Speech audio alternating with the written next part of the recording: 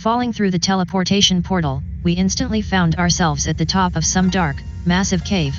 I continued to free fall, and after several dozen more feet our party landed atop a massive pile of reeking garbage. The detritus cushioned our fall and nobody was hurt, but the gargantuan pile of rotting organic debris was most disgusting and I was now lying atop it.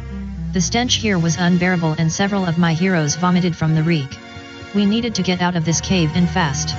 The massive pile of rotting fish, shellfish husks, crab and frog legs, clams, snails and such was utterly revolting, and judging by the pile, it appeared that the citizens of Eaa had been disposing of their wastes like this for decades, perhaps even longer. Desperately looking around for a place to escape, I noticed light from the far northeastern corner of the revolting chamber, an apparent exit. I then pointed toward the cave exit and began making my way toward it, my fellow heroes scampering alongside me as well. The climb down the massive rotting pile of debris took a while, but at least nobody seemed to be seriously sickened by the decaying mass. The worst was over. We finally reached the mouth of the cave opening to the northeast. In the distance, I could see what looked like wild marshland, and in the far distance we could hear the ocean's surf. If we were still in Genland, we may have even been near Eaa. I really stink. Ariana complained, her clothes now a stained mess. There is some good news, Kartha announced, doing her best to free her own clothing and provisions from the disgusting debris. We survived the teleportation here, so maybe Lodi's did, too. We should look for him. Along with a way out, Eswin added, eyeing the mouth of the cave beyond. This appears to be our only option. We can't return the way we came, Sainairs observed, looking back at the tremendous mound of waste behind us. What a wretched sight.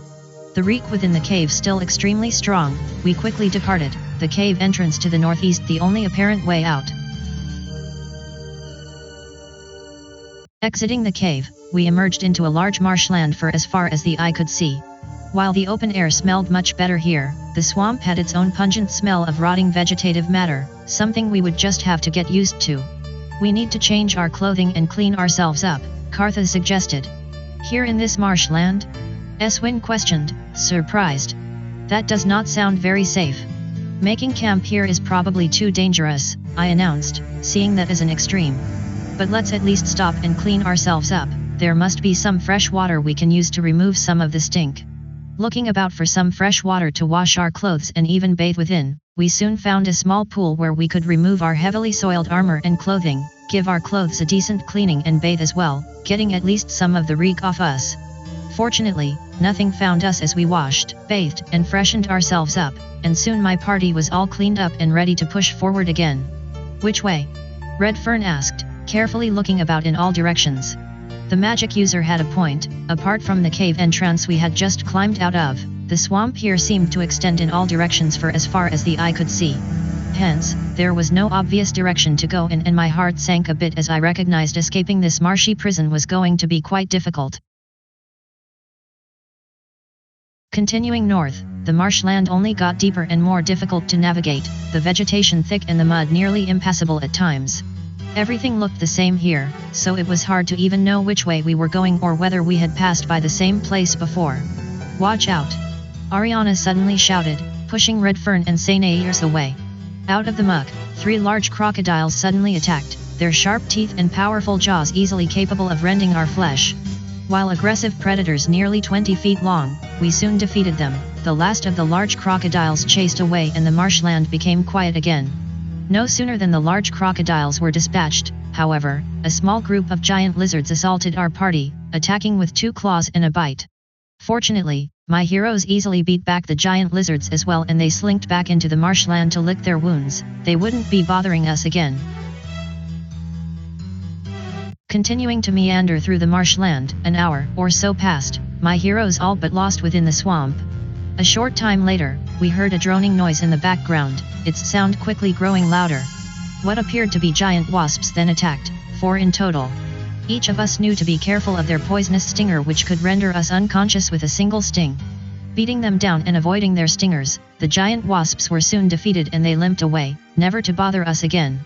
Giant crocodiles, giant lizards, and now giant wasps, must everything be so giant? Eswin complained. That is unusual, even here within a natural marshland, Ariana observed, looking about. We need to get out of this place. Standing there minding our own business, several of my heroes suddenly felt woody branches wrap around them. We were under attack again by what appeared to be hangman trees.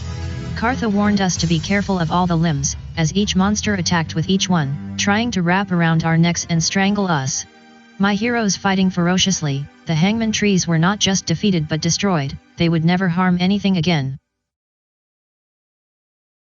Fleeing from the sight of the hangman trees, we dashed in some random direction, now quite lost within the swamp. Minutes later, we heard several roars and loud, clicking noises. Turning around, out of the muck rose 5 giant crabs, similar to the ones we had fought back in the emerald mine. "This is getting ridiculous," Eswin cried, readying his weapon yet again. Recalling how effective the orbs of alchemist's fire were on the giant crabs the day before, several of us struck the crabs with more of the glassy bombs. The giant crabs were soon defeated and they withdrew back into the marshland, leaving behind bubbles in the dark water. However, the latest encounter had pushed our party into what appeared to be an even darker and more dangerous area within the marshland.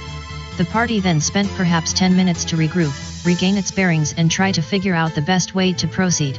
Sensing movement from behind, we turned and found several humanoid creatures standing there, about to attack. These creatures were some 7 feet tall and their skin was green, covered in moss, vines, and small vegetation. Worse, the sight of the creatures was terrifying, capable of inflicting fear upon our party.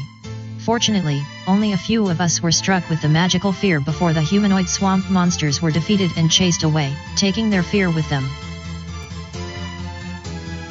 Heading in the direction we thought was north, the mosquitoes here started to bite, becoming quite the nuisance.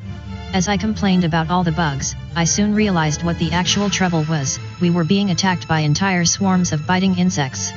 Worse, several roughly humanoid things then stepped out of the shadows as well, rotting heaps of vegetation similar to the swamp monsters we had just faced but even more primal and plant-like. To destroy the biting insects, we resorted to magical fire, as individual attacks with our weapons were ineffective. The Chambliers on the other hand were difficult to defeat.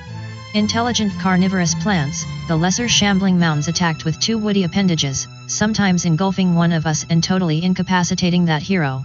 But eventually the shambling mounds were defeated, along with the insect swarms, another set of monsters encountered in a long line of creatures recently. Retreating to what we thought was further north within the marshland, I sensed that we had reached an easier area to travel within and, hopefully, a safer one as well. Taking 10 minutes or so to rest and nurse our wounds from the onslaught of monsters the past few hours, nothing further attacked us. While being attacked in the marsh here wasn't so surprising, both the types of monsters that had attacked and their ferocity were surprising, especially all the giant creatures we had faced. Hence, I suspected that there was something more going on here in the swamp and we needed to be extra careful. Standing in a more northern area of the swamp, there actually appeared to be 2 ways to go, a darker, web-entangled path to the west and a brighter, less dangerous path to the north. Trying the slight trail in the marsh to the west, we soon encountered a variety of large spider webs, progressively getting thicker and darker the further we went. Soon, the webs became so thick that we were forced to hack our way through them. "Is this wise?" Redfern asked as we continued. "We all know what leaves giant spider webs. What are all those shapes?" Ariana asked, pointing ahead into the near darkness. Continuing forward, we reached what could only be a spider's lair minutes later, the webbing so thick that it drowned out all external light. Looking about, I saw a fair amount of spider eggs in one corner and a variety of debris lying about, some of which appeared man-made. Dominating the area, however, were perhaps 24 human-sized corpses entirely encased in webs, appearing almost like mummies in the darkness. The corpses had all been stacked neatly in a row, providing a rather macabre sense of order to them. Searching the area for 20 minutes, and rather surprised that we had yet to be attacked by anything, we confirmed that the corpses were indeed the husks of slain humanoids, most of which were human but including a few elves along with a dwarf or 2. The bodies had been dead for some time, but the spiders had entombed them well enough, so they were not just bones and scraps of flesh. Lying about on the ground were a variety of weapons, tools, and even a few personal items, likely the final possessions of the slain humanoids. Piecing the clues together, we were pretty sure all the corpses were men. There didn't seem to be a single woman here amongst the bodies. "These corpses," Redfern observed, confirming my own observation. "They're all men. Which seems quite odd, considering that men aren't allowed here in Genland," Ariana commented, inspecting one of the webbed bodies herself. I imagine these men all suffered the same fate as us, Kartha conjectured. Queen Delpana must dispose of her captured men in this way. My heroes in general agreement, we began to poke around at the items lying on the webbed floor, a few of which looked to be valuable. A group of massive, brown, hairy spiders then silently descended into the corridor-like path that led us here, cutting off any chance for escape. Giant tarantulas. Ariana called out, readying her weapon against the pony-sized monsters. Beware their bite, which can knock you out. No sooner than Ariana yelled her warning, one of the giant tarantulas leaped upon her and bit into her arm, injecting a poison that immediately rendered her unconscious. Having lost Ariana, the battle was particularly difficult. But soon the last of the giant tarantulas were chased away, allowing us to revive Ariana and return east whenever we wished. More giant monsters. Eswin complained, putting his weapon away. Are all marshlands like this? No, they're not, Ariana responded, on to something. Not normally, but this swamp is different, something's going on here.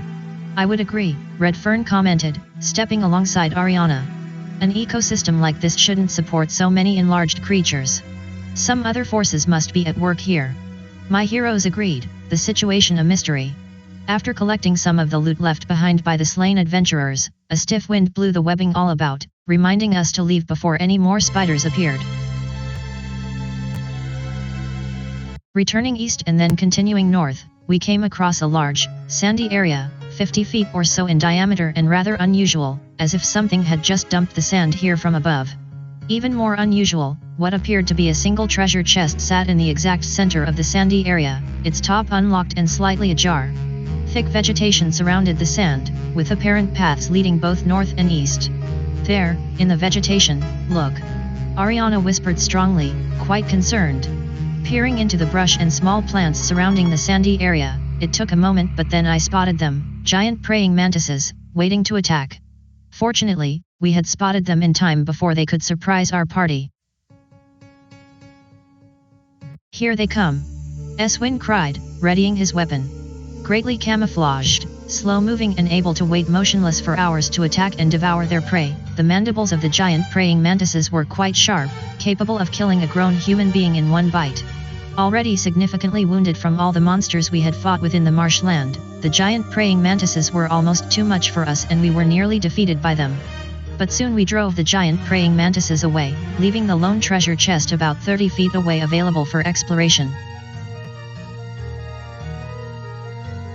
Approaching the treasure chest, I couldn't help but wonder why anyone would place such an object out here in the middle of nowhere. Indeed, as we got to within 10 feet of the chest, I noticed dried blood on the sand, an ominous sign. Don't come any closer, a bizarre voice was then heard, stopping all of us in our tracks. Believe it or not, it was the treasure chest talking, and it had something more to say. I am being used as bait, help me, and I will help you. It's a mimic, Ariana warned, using her weapon to keep our distance. They're usually not so helpful.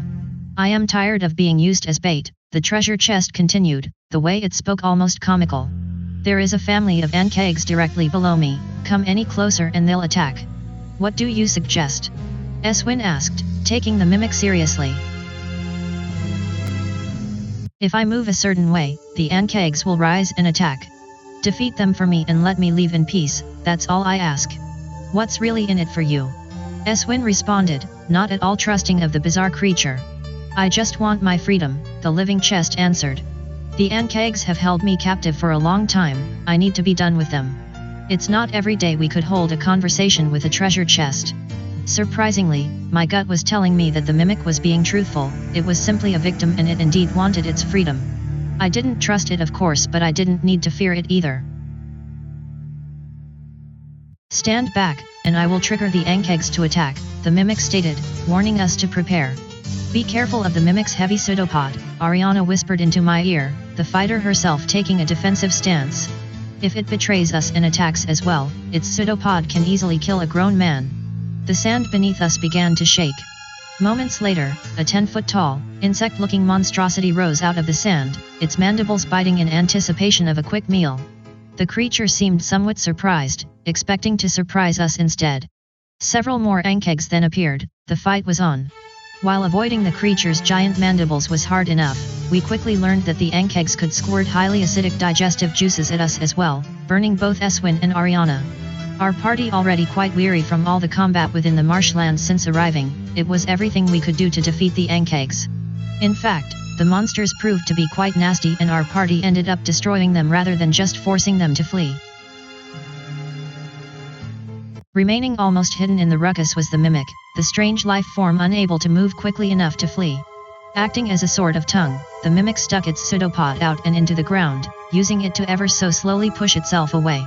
The mimic was certainly aware of our presence here, and given how slowly it moved, we could easily have jumped upon the creature and destroyed it if we wished. You honored your end of the bargain, so we will honor ours, Huelsman instead called out to the mimic as it dragged itself away, letting the creature be free. The mimic stopped, intent on speaking one last time before crawling away. Check the ankeg nest deep in the sand, you will find some of the shiny baubles there you humanoids seem to like. And with that, the mimic dragged itself into the surrounding vegetation, the bizarre monster soon gone. Taking the mimic's advice, we dug down deep into the sand, taking a good half-hour to do a thorough search. To our pleasant surprise, we found a small cache of coins, gems and even a few healing potions that we desperately needed. In addition, we unearthed a metallic shield, its soft glow betraying the defensive item as magical. It looked like a little trust had gone a long way with the mimic. Following a slight trail north in the marshland, we soon came to a place that seemed like a natural area to rest and defend. Several large boulders and small trees protected us to the north, west and east, and the area itself sloped slightly upwards so we would maintain the high ground should something attack. Of all the places we had been so far here in the swamp, this one seemed the safest. We should camp here, Ariana suggested, her elven sense recognizing the potential campsite for what it was as well. Taking Ariana's advice, we stepped into the protective haven, ready to camp, unpack, and unwind. What is that? Redfern asked out loud, pointing toward one of the larger stones within the relative clearing. Resting upon the stone was what appeared to be a silver coffer, the object surrounded by a variety of smaller rocks, branches, and debris as to be nearly hidden from view. The object looked intriguing, but of course we would need to inspect it closely to learn more. No sooner than moving 10 feet or so forward, however, we bumped into some sort of unseen wall. The way ahead looked clear, but something invisible yet solid was preventing us from advancing. What is this? Huelsman complained, using his weapon to prod the invisible wall before our adventuring party. It's some sort of magical force field, Redfern returned, feeling the barrier for himself. It looks like we're not welcome here. Unable to breach the force field, we had no choice but to return south and try a small path we had passed by leading to the east. Returning south and then trekking east, we soon came across a large, gardened area, the plants here well taken care of and the flowers colorful and in full bloom. Clearly, this area was being carefully attended to by some superior intelligence. Dominating the garden were at least a dozen stone statues, each chiseled and carved by someone who knew what they were doing.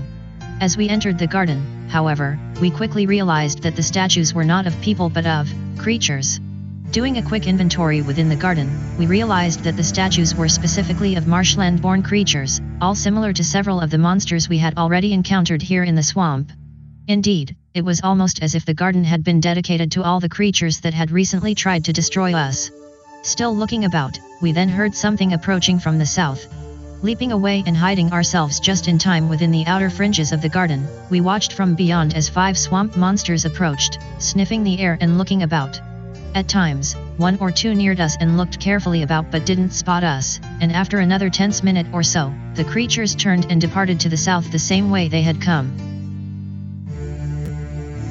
The monsters gone, we were now free to further search the garden as we wished.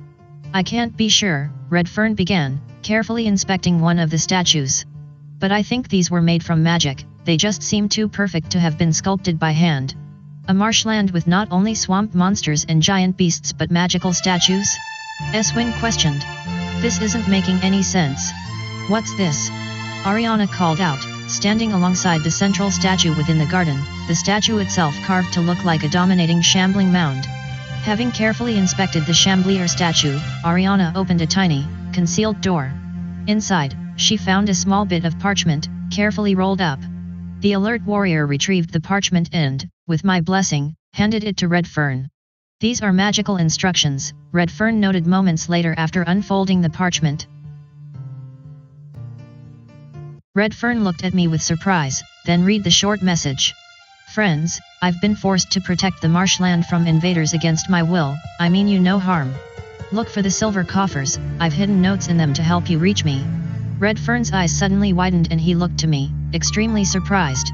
The message is signed. Lodi's. Lodi's, as in the old, crazy wizard we've been searching for? Eswin asked, somewhat cynical. He must be here. Cartha almost shouted, enthusiastic about the surprising find. Well done, Ariana. It sounds like we need to search for these silver coffers, Sainairs reiterated. Maybe he's trapped here too, just like us. Didn't we see a silver coffer back in that protective haven to the northwest?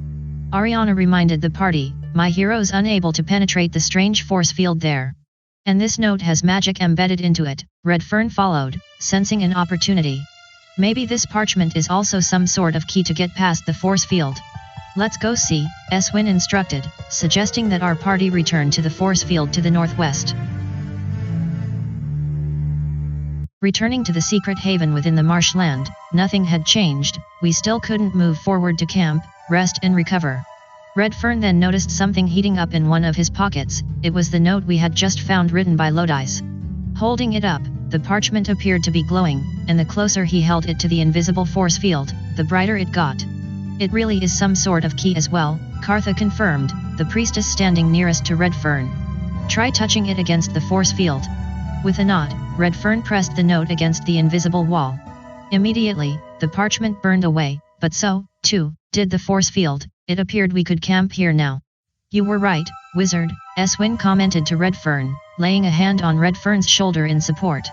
Then it appears this Lodi's might actually be trying to help us, Cartha conjectured, always hopeful. Let's go search the silver coffer over there and see if another note exists. The way forward clear, we were now able to further investigate the potential campsite here. Reaching the silver coffer and carefully retrieving it from all the material that was purposely placed around the small chest to conceal it, my heroes first checked the coffer for traps or hidden mechanisms. The box unlocked, Eswin then cautiously opened the cover. Inside was another piece of parchment, identical to what we had recovered within the statue garden to the southeast. The note read, "This is the only safe area within the swamp. Rest and recover, then come find me further to the southeast. I need your help to prevent a catastrophe upon all Eaa." A catastrophe upon Eaa? Sainairs remarked, rather shocked. What does he mean by that? It sounds like Lodi's is not only here but needs our help. Cartha responded, concerned for all. We need to find him as soon as possible. Yes, but first we need to rest and recover, Eswin instructed, looking about. In agreement, my heroes surveyed the area, ensuring that it was safe before laying down our packs, pitching a few small tents and establishing a camp here in the marshland. It had been a long time since we were able to rest and recover, so we were definitely looking forward to it. About an hour later, our camp was secured and we quickly enjoyed a meal together around a small campfire. I will take the first watch, Eswin announced, keeping his armor on and remaining vigilant. I will join you, Cartha added, nodding to the dark-skinned fighter. Joining Eswin and Cartha, I watched as the others removed their armor, climbed into their tents and quickly fell asleep. Another hour passed in virtual silence, the three of us sitting atop some old, rotting logs around the fire, remaining watchful but having a little more of our rations and water skins as well. Standing for a moment to stretch his legs, Eswin seemed to detect an aroma in the air, asking about it moments later. There is that sickening smell again. What is that? Wetlands like this often produce a sort of gas, Cartha responded, detecting the smell as well. This is such a dangerous place. I fear for all of us. Fear does not suit you, Eswin replied, a sort of compliment. Your faith seems to keep you strong. We mutant don't use the word faith, Cartha replied, choosing her words carefully. Faith implies belief, and typically a belief based on some sort of personal reward. For example, Sislans put their belief in Sisla, and in return they choose to believe they'll be rewarded with immortality, even though nobody can say whether that's genuinely true. We mutant reject anything we can't prove, especially if it offers a personal reward. Do you see the difference? Rejecting belief, and the personal rewards that come with it, is actually quite brave, I commented, recognizing the sacrifice Kartha was making to further understand the world and her place in it. Only a non-believer can ever truly make sense of what is happening all around us. To each his own, that's how I see it, Eswin replied, growing uncomfortable with the conversation. Believe what you want, just don't make me suffer because of it. What is it you say, that you're Eswin, sorcerer slayer? Kartha responded with a bit of cynicism. Don't you make others suffer, namely magic users, because of what you believe? That's totally different, the fighter answered quietly, turning away. Of course, Kartha continued, even more cynical. It sounds like you act only on your beliefs, too, then. I am nothing like the Sislan over there. Eswin lashed back at Kartha, standing and pointing in the direction of Sainaers asleep a few dozen yards away. Like you, I act only from experience, from some of the horrible things I've seen. I am nothing like you suggest. What are you talking about? Kartha asked in a lower voice, intrigued now. The warrior stared at Kartha for a long moment, then turned to me. I sensed that he both wanted to say something but also wanted to keep quiet. Encouraging Eswin to continue with just a nod, the fighter turned and stared off into the distance, beginning his tortured tale. Years ago, I was dared to retrieve a single straw from the bed of a wicked sorcerer who lived just outside my village. I had to do it, my pride was at stake. Honor keep? Kartha asked, apparently aware of the ritual. Unfamiliar with the ritual, Kartha quickly explained that it involved young men coming of age to perform a daring task to prove themselves. So I snuck into the sorcerer's home, but his familiar, a large dog guarding the place, attacked me. It was either it or me, so I killed the beast. But as I tried to escape, the sorcerer caught me, and promised I would suffer for killing the one creature dearest to him. He then did something to me, magicked me, and when I returned to my village, I just couldn't stop myself. What did you do? Kartha asked in horror, not entirely sure she wanted to know. Eswin looked Kartha straight in the eye, reliving the horrible experience in his mind. I returned home, and I killed them. Every child I could find, I murdered in cold blood. The fear, the horror, the look of betrayal in their innocent little eyes. I just couldn't stop. Finally, his magic wore off, but not before I had butchered over 20 of my brothers and sisters. Kartha subconsciously put her hand over her mouth, aghast by the tale. Eswin then raised his hand, showing Kartha his palm, the same skull with terrifying lightning bolts tattooed there that he had shown our adventuring party when he first joined us back in Kathleen. The elders believed death was too lenient a punishment for me, so I was permanently cursed. Now I bear so much pain in my body that each day is a struggle to keep my sanity. Can't it be removed? Kartha asked almost with a whisper, shocked by the revelation. I must perform an act of bravery to match my act of barbarism, Eswin responded, lowering his hand again. But you were under a spell, Kartha contended. It wasn't your fault. I went to the sorcerer's home, I participated in honor keep, that was my doing. Anyway, an utterly corrupt sorcerer got me into all this, so I believe the destruction of another such sorcerer, by my hand, will get me out. At least my hatred is based on something more than just mindless faith. Not sure what to think about Eswin's sad, painful situation, I offered the party's continued help, hopeful that, one day perhaps, he could somehow rid himself of the curse.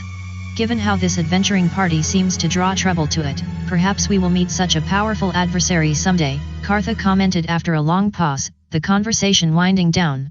I hope you can hold out until then. And that's a wrap of episode number 32, Marshlands West of Eaa. Expect additional episodes every few weeks as the story continues.